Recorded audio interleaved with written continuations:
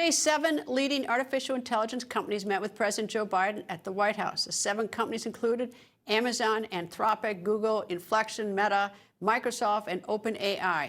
Each company pledged to follow new safety, security, and trust standards. This meeting comes and these companies racing to outdo each other in the AI race. Here is President Biden earlier today.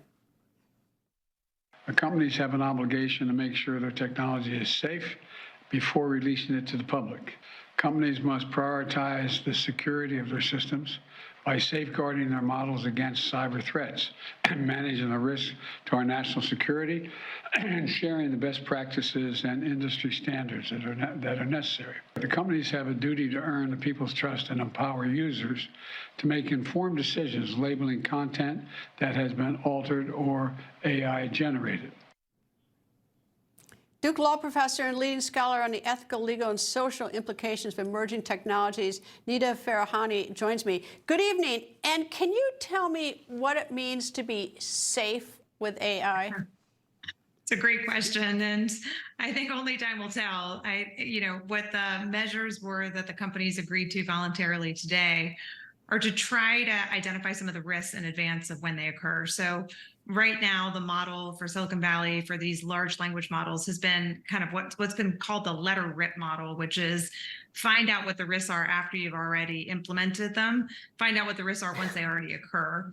The idea of safety testing is to try to do what's called red teaming, have people figure out what could go wrong by actually trying to break the systems and make them go wrong, but do them in a contained environment so that we can anticipate and potentially regulate or address them.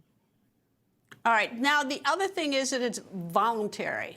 I don't even think. Now you've got the most competitive businesses in the world voluntary, and that's these 6 people. And I take it they're not the only ones out there. It could be someone in a basement doing AI. So tell me what a voluntary commitment by 6 major companies is going to do to make me safe.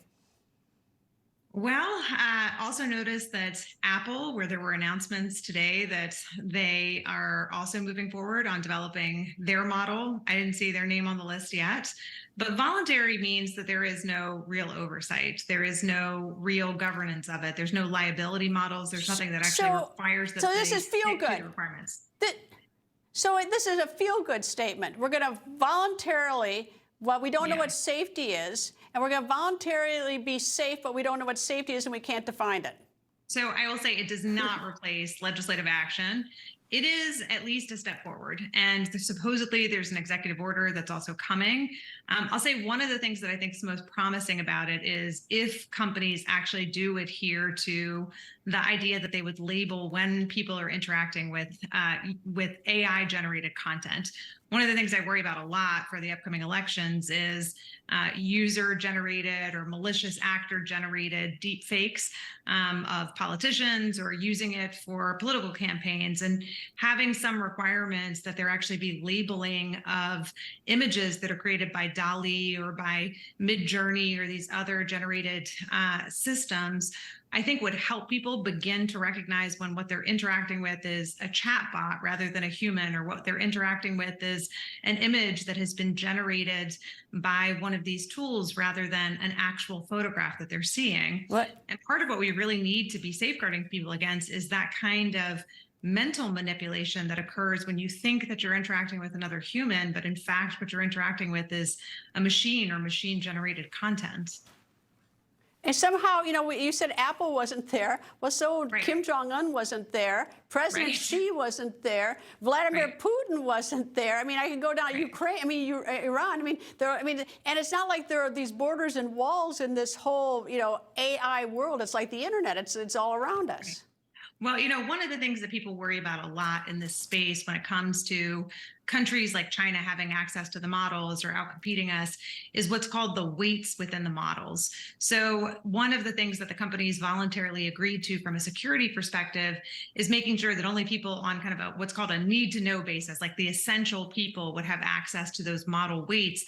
Ideally then meaning that there might be greater security against having companies or countries that might interfere with or manipulate or emulate the models that have already been, created. So is that the end all be all? It's not enough. So I'll take the last word, but it's sort of like the security who doesn't need to know, sort of like that Massachusetts National Guard person who had to access to all this classified documents. I don't know. Right. Anyway, Yeah. well. It's not enough, for sure. Anyway. I mean, it is a step, I hope, but it is definitely not enough to keep us safe from what's coming. Nita Farahany, thank you very much. Thanks for having me.